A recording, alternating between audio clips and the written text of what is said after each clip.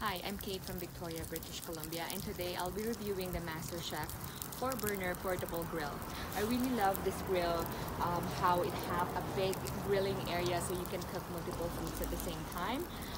You can have vegetables on one end and your meat on the other hand.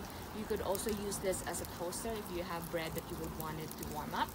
The only thing that I would really caution people when using this one is that you have to make sure that the legs are spread apart so that your grill is really stable. Otherwise, it can be a little wobbly.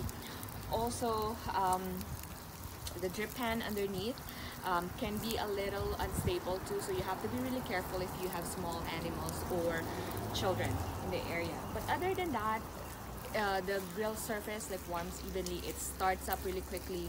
The portability, how you can move it from one place to another. I highly do recommend the MasterChef 4-burner portable grill for your on-the-go grilling needs.